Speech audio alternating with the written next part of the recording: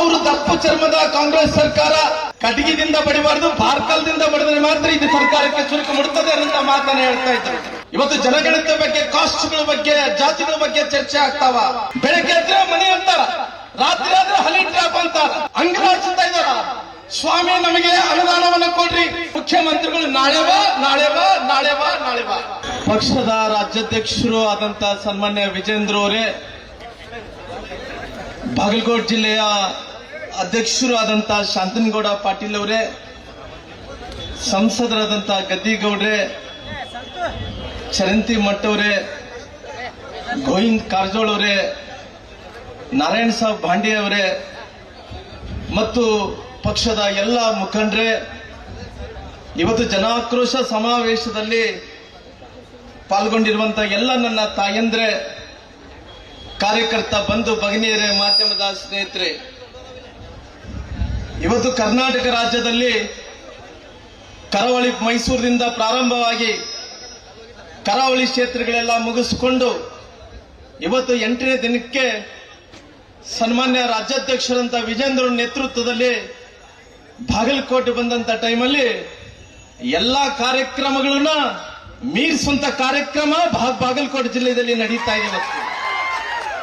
ಯಾಕಂದ್ರೆ ಇದು ಕರ್ನಾಟಕ ರಾಜ್ಯದಲ್ಲಿ ಅನೇಕ ವಿಚಾರಗಳನ್ನ ಮಾತಾಡ್ಕೊಂತ ಬರ್ತಾನೆ ಇದೀವಿ. ಬೆಲೆ ಏರಿಕೆ ಆಗಿದೆ, ಒಂದ್ ಕಡೆ ಜನಗಣತಿ ಆಗಿದೆ, ಒಂದ್ ಕಡೆ ಭ್ರಷ್ಟಾಚಾರ ಆಗ್ತದೆ, ಅನಾಚಾರ ಆಗ್ತಾ ಇದೆ ಅನ್ನಂತ ವಿಚಾರವನ್ನು ಪದೇ ಪದೇ ರಾಜ್ಯದ ಉದ್ದಗಲಕ್ಕೂ ಕೂಡ ಹೇಳ್ಕೊಂತ ಬರ್ತಾ ಇದೀವಿ. ಅವರು ದಪ್ಪು ಚರ್ಮದ ಕಾಂಗ್ರೆಸ್ ಸರ್ಕಾರ, ಅವ್ರು ಎಲ್ಲಿ ಕೂಡ ಕಿವಿಕ್ ಅನ್ನಂತ ರೀತಿಯಲ್ಲಿ ಇಲ್ಲ ಅವರು. ಯಾಕಂದ್ರೆ ಒಬ್ಬ ಎತ್ತಿನ ಗಾಡಿಯಲ್ಲಿ ನಾನು ಬರ್ತಾ ಇದ್ದೆ, ಅವ್ರು ಹೇಳ್ತಾ ಇದ್ರು, ರಾಮ್ಲೋರೆ ಈ ಸರ್ಕಾರಕ್ಕೆ ಏನನ್ನ ಚುರುಕು ಮುಟ್ಟಬೇಕಾದ್ರೆ ಕಟಗಿದಿಂದ ಬಡಿಬಾರ್ದು, ಬಾರ್ಕಲ್ದಿಂದ ಬಡಿದ್ರೆ ಮಾತ್ರ ಇದು ಸರ್ಕಾರಕ್ಕೆ ಚುರುಕು ಮುಡುತ್ತದೆ ಅಂತ ಮಾತನ್ನ ಹೇಳ್ತಾ ಇದ್ರು. ಕರ್ನಾಟಕದಲ್ಲಿ ಏನ್ ಚರ್ಚೆ ಆಗ್ತಾ ಇದೆ? 3 ಚರ್ಚೆ ಆಗ್ತಾವ. ಏನ್ ಚರ್ಚೆ ಆದ? ರಾತ್ರಿ ಆದ್ರೆ ಸಾಕು, ಇವತ್ತು ಬೆಳಗ್ಗೆ ಎದ್ರೆ ಸಾಕು, ಇವತ್ತು ಜನಗಣತಿ ಬಗ್ಗೆ, ಕಾಸ್ಟ್ಗಳ ಬಗ್ಗೆ, ಜಾತಿಗಳ ಬಗ್ಗೆ ಚರ್ಚೆ ಆಗ್ತಾವ. ಇನ್ನೊಂದು ಚರ್ಚೆ ಏನಾಗ್ತಾವ? ಬೆಳಗ್ಗೆಯಿಂದ ರಾತ್ರಿ ತನಕ ಕೂಡ ಅವ್ರ ಮಂತ್ರಿಗಳು ಯಾರ್ಯಾರು ಎಷ್ಟೆಷ್ಟು ಭ್ರಷ್ಟಾಚಾರ ಮಾಡಿದಾರೆ ಅಂತ ವಿಚಾರದ ಬಗ್ಗೆ ಒಂದು ಚರ್ಚೆ ಆಗ್ತಾನೆ ಇರ್ತದೆ. ಒಂದು ಕಡೆ ಯಾರ್ಯಾರು ಇವತ್ತು ಕಮಿಷನ್ಗಳು ಪಡ್ಕೊಂತ ಇದಾರೆ ಅಂತ ವಿಚಾರದ ಬಗ್ಗೆ 3 ವಿಚಾರಗಳ ಬಗ್ಗೆ ಚರ್ಚೆ ಆಗ್ತಿರ್ತದೆ. ಇನ್ನೊಂದು ಚರ್ಚೆ ಏನಂದ್ರಿಗಿನ ಬೆಳಗ್ಗೆ ಎದ್ರೆ ಸಾಕು ರೊಕ್ಕ ಮನಿ ಅಂತಾರ, ರಾತ್ರಿ ಆದ್ರೆ ಸಾಕು ಹನಿ ಅಂತಾರ. ಈ ಸರ್ಕಾರದಲ್ಲಿ ಹನಿ ಅಂತಾರ, ಹನಿ ಟ್ರಾಪ್ ಅಂತಾರ. ಬೆಳಗ್ಗೆ ಎದ್ರೆ ಮನಿ ಅಂತಾರ, ರಾತ್ರಿ ಆದ್ರೆ ಹನಿ ಟ್ರಾಪ್ ಅಂತಾರ. ಎಲ್ಲವನ್ನು ಕೂಡ ಸರ್ಕಾರ ಎಲ್ಲ ಕೂಡ ಇವತ್ತು ಎಲ್ಲ ಟ್ರಾಪ್ಗಳಲ್ಲಿ ಎಲ್ಲ ಜಾಸ್ತಿ ಮಾಡಿ ಇವತ್ತು ಜನರ ಮೇಲೆ ವಜೆ ಮಾಡಂತ ಕೆಲಸ ಇವತ್ತು ಸರ್ಕಾರ ಮಾಡಿದೆ. ಬಹುಶಃ ಬಾಗಲಕೋಟೆ ಜಿಲ್ಲೆಯಲ್ಲಿ ಗದ್ದಿಗೌಡರು ಇಲ್ಲಿದ್ದಾರ, ಗೋವಿಂದ ಕಾರಜೋಳ ಸಾಹೇಬ್ರು ಇಲ್ಲೇ ಇದ್ದಾರ, ಎಲ್ಲ ಮುಖಂಡರು ಕೂಡ ಇಲ್ಲಿ ಇದ್ದಾರ.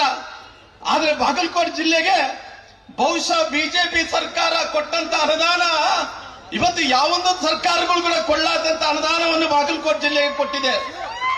ಆದ್ರೆ ಇವತ್ತು ಎಲ್ಲ ತಾಲೂಕುಗಳಲ್ಲಿ ಬಾದಾಮಿಯನ್ನು ಹಿಡ್ಕೊಂಡು ಎಲ್ಲಾ ತಾಲೂಕುಗಳಲ್ಲಿ ತಾವು ನೋಡ್ರಿ, ಒಬ್ಬೊಬ್ಬ MLA ಅನುದಾನ ತರ್ತಿದ್ದ.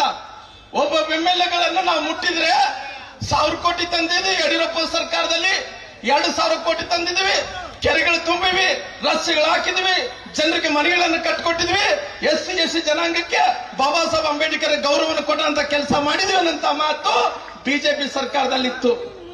ಇವತ್ತೇನಾಗ್ತದೆ? ಕಾಂಗ್ರೆಸ್ನ ಶಾಸಕರೆಲ್ಲರೂ ಕೂಡ ಅಂಗಲಾಚಿಸ್ತಾ ಇದಾರ. ಸ್ವಾಮಿ ನಮಗೆ ಅನುದಾನವನ್ನು ಕೊಡ್ರಿ, ನಮ್ಮ ಜಿಲ್ಲೆಗೆ ಅನುದಾನವನ್ನು ಕೊಡ್ರಿ, ಭಿಕ್ಷೆ ಬೇಡ್ತಾ ಇದಾರ. ಅವ್ರ ಹತ್ರ ಅನುದಾನ ಇಲ್ಲ, ಅನುದಾನ ಎಲ್ಲ ಕೂಡ ಖಾಲಿ ಮಾಡ್ಕೊಂಡ್ಬಿಟ್ಟಾರ. ನಮ್ಮ ಹಳ್ಳಿಗಳಲ್ಲಿ ತೋಟದ ಮನೆ ಇರ್ತಾವ, ತೋಟದ ಮನೆಗಳಲ್ಲಿ ಹೆಂಗಿರ್ತಾವ ಅಂದ್ರಿಗಿನ ಎಲ್ಲ ನಾವು ಅಲ್ಲಿ ಬಾಗಿಲ ಮೇಲೆ ನಾವು ಒಂದು ಬರ್ದಿರ್ತೀವಿ, ಚಾಕ್ ಪೀಸ್ ಹತ್ರ, ಇಲ್ಲಿದ್ರೆ ಇಡ್ಲಿ ಹತ್ರ. ಯಾಕಂದ್ರಿಗಿನ ಯಾರು ಇರಲ್ಲಪ್ಪ, ದೆವ್ಗಳು ಬರ್ತಾವ ಅಂದೇಳಿ ನಾಳೆ ಬಾ ಅನ್ನಂತ ಯಾವ ರೀತಿಯಲ್ಲಿ ಬರ್ದಿರ್ತೀವೋ, ಈ ಸರ್ಕಾರದಲ್ಲಿ ಶಾಸಕರಿಗೆಲ್ಲರೂ ಕೂಡ ಅನುದಾನ ಕೇಳಿದ್ರೆ ಮುಖ್ಯಮಂತ್ರಿಗಳು ನಾಳೆ ಬಾ ನಾಳೆ ಬಾ ನಾಳೆ ಬಾ ನಾಳೆ ಬಾ. ಯಾಕಂದ್ರೆ ಖಜಾನೆ ಅನ್ನಂಥದ್ದು ಖಾಲಿ ಮಾಡ್ಕೊಂಡು ಕುಂತಿರೋ ಕಾರಣ ಇವತ್ತು ಸರ್ಕಾರದಲ್ಲಿ ಏನಾಗ್ತಾ ಇದೆ? ಬೆಳಗ್ಗೆ ಎದ್ರೆ ಸಾಕು, ಹುಬ್ಬಳ್ಳಿಯಲ್ಲಿ ನೋಡಿದ ಒಬ್ಬ ಬಾಲಕಿಯ ಒಬ್ಬ ಸಣ್ಣ ಮಗಳ ಮೇಲೆ ಅತ್ಯಾಚಾರವನ್ನು ಮಾಡಿದ್ರು. ದಿನನಿತ್ಯ ಯಾವ ರೀತಿ ಅತ್ಯಾಚಾರಗಳು ಆಗ್ತಾ ಇದೆ ಅಂದ್ರಿಗಿನ ಬೆಳಗ್ಗೆ ಎದ್ರೆ ಸಾಕು ಒಂದಿಲ್ಲದ ಒಂದು ಜಿಲ್ಲೆಯಲ್ಲಿ ಅತ್ಯಾಚಾರ ಆಗ್ತಿರ್ತಾವ, ಅತ್ಯಾಚಾರ ಜೊತೆಲಿ ಕೊಲೆಗಳಾಗ್ತಿರ್ತಾವ, ಕೊಲೆಗಳ ಜೊತೆಲಿ ಇವತ್ತು ಕಳ್ಳತನಗಳಾಗ್ತಿರ್ತಾವ. ಯಾರೊಬ್ಬ ಹೆಣ್ಮಕ್ಳುಗಳು ಬೆಂಗಳೂರಿನಲ್ಲಿ ಇವತ್ತು ನಮ್ಮ ಮನೆಗಳ ಹತ್ರ ಇವತ್ತು ಯಾರು ಕೂಡ ಹೆಣ್ಮಕ್ಳು ರಂಗೋಲಿ ಹಾಕಕ್ಕೆ ಸಾಧ್ಯ ಇಲ್ಲ. ಯಾರು ಕಳ್ಳರು ಬಂದು ಯಾವನು ಕತ್ಕೊಂಡು ಹೋಗ್ತಾರೆ ಅಂತ ಭಯ ಪ್ರಾರಂಭ ಆಗ್ಬಿಟ್ಟಿದೆ ಈ ಸರ್ಕಾರದಲ್ಲಿ. ಗೃಹ ಮಂತ್ರಿಗಳು ಅವ್ರಿಗೆ ಲೆಕ್ಕಿಲ್ಲ. ಎಲ್ಲ ಉಡುಪಿಯಲ್ಲಿ ಹೆಣ್ಮಕ್ಳ ಶೌಚಾಲಯಗಳಲ್ಲಿ ಯಾರೊಬ್ರು ವಿಡಿಯೋ ಮಾಡ್ತಾ ಇದಾರೆ ಅಂದ್ರೆ ಇಲ್ಲಿ ಮಾಮೂಲು ಬಿಡ್ರಿ ಅಂತ ನಾವು ಇಲ್ರಿ, ಯಾರೊಬ್ರು ಬಾಲಕಿ ಮೇಲೆ ಅತ್ಯಾಚಾರ ಆಗಿದೆ ಅಂದ್ರೆ ಇದು ನಡೀತಾ ಬಿಡ್ರಿ ಅಂತ ನಾನು. ಯಾಕಂದ್ರೆ ಇವತ್ತು ಗೃಹ ಮಂತ್ರಿಗಳು ಅವ್ರ ಇಲಾಖೆಯಲ್ಲಿ ಸರಿಯಾದಂತ ಕೆಲಸ ಮಾಡಕ್ಕಾಗ್ತಲ್ಲ. ಈ ರಾಜ್ಯದಲ್ಲಿ ಕಾನೂನು ಸುವ್ಯವಸ್ಥೆ ಹದಗೆಟ್ಟಿಗೋಗಿದೆ.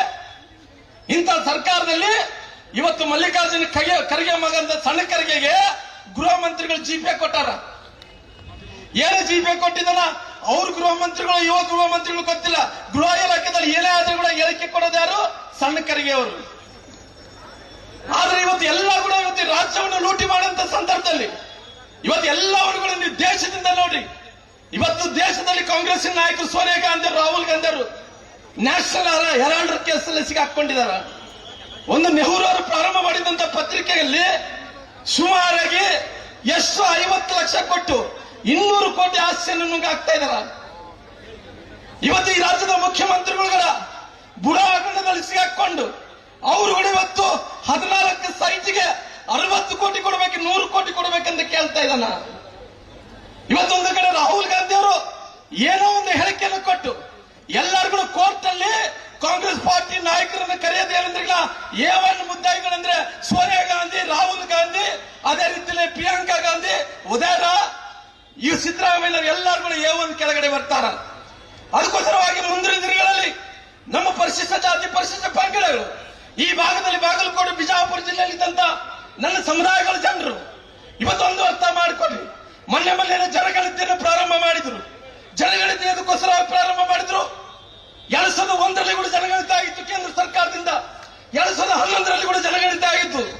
ಇವತ್ತು 10 ವರ್ಷಗಳಿಂದ ಹಿಡ್ಕೊಂಡಂತ ಜನಗಣತಿಯನ್ನು ಇವತ್ತು ತಂದು ಅವತ್ತಿದ್ದಂತ ಜನಸಂಖ್ಯೆ ಇವತ್ತೊಂದೇಳಿ ನೋಡಿಸ್ತಾ ಇದ್ದಾರೆ. ಇವತ್ತು ಯಾವುದೇ ಒಂದು ಸಮುದಾಯನ ಓಲೈಕೆ ಮಾಡಬೇಕೆಂದೇಳಿ ಇವತ್ತು ಎಲ್ಲಾ ರೀತಿಯಲ್ಲೂ ಕೂಡ ಎಲ್ಲಾ ಸಮುದಾಯಗಳನ್ನು ಮುಗಿಸಂತ ಕೆಲಸ ಮಾಡ್ತಾ ಇದ್ದಾರ. ನನ್ನ ವಿನಂತಿ ಸೇತ ಪರಿಶಿಷ್ಟ ಜಾತಿ ಪರಿಶಿಷ್ಟ ಪಂಗಡಗಳಿಗೆ ಇವತ್ತು ನಮ್ಮ ಸಮುದಾಯಗಳನ್ನ ಏನು ಇವತ್ತು ಮೀಸಲಾತಿ ಕಸ್ಕೋಬೇಕೆಂದೇಳಿ ಜನಗಣತಿ ಬೇರೆಯವರಿಗೆ ಜಾಸ್ತಿ ಮಾಡಿ ಬೇರೆಯವರು ಓಲೈಸಬೇಕೆಂದೇಳಿ ಅವರು ನಮ್ಮ ಮೀಸಲಾತಿಯನ್ನು ಕಸ್ಕೊಂಡು ಬೇರೆಯವರು ಕೊಡುವಂತ ಏನು ಪ್ರಯತ್ನವನ್ನು ಮಾಡ್ತಾ ಇದ್ರು. ಮುಂದಿನ ದಿನಗಳಲ್ಲಿ ಎಲ್ಲ SC ಜನಾಂಗರು ಉಗ್ರ ಹೋರಾಟವನ್ನು ಮಾಡುವಂತ ಕೆಲಸ ತಾವೆಲ್ಲರೂ ಕೂಡ ಮಾಡಬೇಕಾಗಿದೆ. ಇವತ್ತು ರಾಜ್ಯದಲ್ಲಿ ಸನ್ಮಾನ್ಯ ರಾಜ್ಯಾಧ್ಯಕ್ಷರ ವಿಜೇಂದ್ರ ನೇತೃತ್ವದಲ್ಲಿ ಸುಮಾರಾಗಿ ಬೆಂಗಳೂರು ತನಕ ಕೂಡ ಮೈಸೂರು ತನಕ ಕೂಡ ಪಾದಯಾತ್ರೆ ಮಾಡಿದ್ವಿ. ಮೈಸೂರು ತನಕ ಪಾದಯಾತ್ರೆ ಮಾಡುವಂತ ಟೈಮಲ್ಲಿ ಪರಿಶಿಷ್ಟ ಜಾತಿ ಪರಿಶಿಷ್ಟ ಪಂಗಡಗಳ ಹಣ ಸುಮಾರಾಗಿ 45,000 ಕೋಟಿ ರೂಪಾಯಿ ಹಣ ಈ ಸರ್ಕಾರ ದುರುಪಯೋಗ ಮಾಡಿಕೊಂಡಿದೆ. ಯಾರೊಬ್ಬರ ಮಕ್ಕಳಿಗೆ SC ಮಕ್ಕಳಿಗೆ ಸ್ಕಾಲರ್ಶಿಪ್ ಇಲ್ಲ, ಒಂದು ಮನೆ ಇಲ್ಲ, ಒಂದು ಟಮ್ ಇಲ್ಲ, ಯಾವುದೊಂದು ಉನ್ನತ ಶಿಕ್ಷಣಕ್ಕೆ ಹೋಗ್ಬೇಕಿದ್ರೆ ಪ್ರೋತ್ಸಾಹನೇ ಇಲ್ಲ. ಎಲ್ಲವನ್ನು ಕೂಡ ಸರ್ಕಾರ ಇವತ್ತು ಯಾವ ರೀತಿಯಲ್ಲಿ ಕರಪ್ಷನ್ ಮಾಡಿದೆ ಅಂದ್ರೆ ಆ ರೀತಿ ಕರಪ್ಷನ್ ಮಾಡಿದೆ. ನಮ್ಮ ಹಣದಾನವನ್ನು ಕಸ್ಕೊಂಡ್ರು. ಇವತ್ತು ಪರಿಶಿಷ್ಟ ವರ್ಗಗಳ ಮಂತ್ರಿ ಆದಂತ ಸನ್ಮಾನ್ಯ ನಾಗೇಂದ್ರ ಅವರು 187 ಕೋಟಿ ರೂಪಾಯಿ ಭ್ರಷ್ಟಾಚಾರ ಮಾಡಿದ್ರು. ಇವತ್ತು ದೇಶದ ಪ್ರಧಾನಮಂತ್ರಿಗಳಂತ ನರೇಂದ್ರ ಮೋದಿಜಿಯವರು ನಿಮ್ಮೆಲ್ಲರ ಆಶೀರ್ವಾದದಿಂದ ಇನ್ನ 10 ವರ್ಷಗಳ ಕಾಲ ಇನ್ನ ಪ್ರಧಾನಮಂತ್ರಿಗಳಿದ್ರೆ ಇವತ್ತು ಕೇಂದ್ರದಲ್ಲಿದ್ದಂತ ಕಾಂಗ್ರೆಸ್ ನಾಯಕರು, ರಾಜ್ಯದಲ್ಲಿದ್ದಂತ ನಾಯಕರು, ಈ ಮಂತ್ರಿ ಮಂಡಲದಲ್ಲಿ 40 ಏನು ಆಲಿಬಾಬಾ ಚಾಲಿಸೋರು ಎಲ್ಲರೂ ಕೂಡ ಮುಂದಿನ ದಿನಗಳಲ್ಲಿ ನಮ್ಮ ಸರ್ಕಾರ ಬರುತ್ತೆ 2028ಗೆ ಇವರು ಭ್ರಷ್ಟಾಚಾರ ಮಾಡಿದಂತ ಎಲ್ಲರೂ ಕೂಡ ಇವತ್ತು ಎಲ್ಲರನ್ನ ಜೈಲಿಗೆ ಕಳಿಸುವಂತ ಕೆಲಸ ಮಾಡ್ತೀವಿ. ಅದಕ್ಕೋಸ್ಕರ ಸಮಯ ಮುಗಿತಾ ಇದೆ. ಅದಕ್ಕೋಸ್ಕರ ನಾನು ಜಾಸ್ತಿ ಮಾತಾಡೋಕೆ ಹೋಗಲ್ಲ. ಕರಾವಳಿ ಪ್ರದೇಶದಲ್ಲಿ ಕೂಡ ಹಿಂದೂ ಕಾರ್ಯಕರ್ತರ ಮೇಲೆ ಇವತ್ತು ಹತ್ಯೆಗಳಾಗ್ತಾ ಇದಾವ. ಇವತ್ತು ಬಹಳಷ್ಟು ತೊಂದರೆಗಳು ಕೊಡ್ತಾ ಇದಾರ. ಮುಂದಿನ ದಿನಗಳಲ್ಲಿ ಬಾಗಲಕೋಟೆ ಜಿಲ್ಲೆ ಇವತ್ತು ಉತ್ತರ ಕರ್ನಾಟಕಕ್ಕೆ ಹೆಬ್ಬಾಗಲಿದ್ದಂತೆ ಇಲ್ಲಿ ಹಿಂದೂ ಪರ ಕಾರ್ಯಕರ್ತ ಇವತ್ತು ಕೂಡ ಹಿಂದುತ್ವ ಸಲುವಾಗಿ ಪಾರ್ಟಿ ಸಲುವಾಗಿ ನಿಂತ ಎಲ್ಲಾ ಕಾರ್ಯಕರ್ತರನ್ನ ರಕ್ಷಣೆ ಮಾಡುವಂತ ಕೆಲಸ ಭಾರತೀಯ ಜನತಾ ಪಾರ್ಟಿ ಮಾಡಿದ್ದೆ. ಮುಂದಿನ ದಿನಗಳಲ್ಲಿ ವಿಜೇಂದ್ರ ನೇತೃತ್ವದಲ್ಲಿ ಪಾರ್ಟಿಯನ್ನು ಕಟ್ಟೋಣ, ಪುನಃ ಅಧಿಕಾರಕ್ಕೆ ತರೋಣ ಮಾತುಗಳನ್ನು ಹೇಳ್ತಾ ನನ್ನ ಮಾತುಗಳು ಮುಕ್ತಾಯ ಮಾಡ್ತಾ ಇದ್ದೀನಿ. ಜೈ ಹಿಂದ್, ಜೈ ಕರ್ನಾಟಕ. ಹೆಚ್ಚಿನ ವಿಡಿಯೋಗಳಿಗೆ ಪ್ರತಿಧ್ವನಿ ಯೂಟ್ಯೂಬ್ ಚಾನೆಲ್ ಸಬ್ಸ್ಕ್ರೈಬ್ ಮಾಡಿ, ಬೆಲ್ ಐಕಾನ್ ಕ್ಲಿಕ್ ಮಾಡಿ.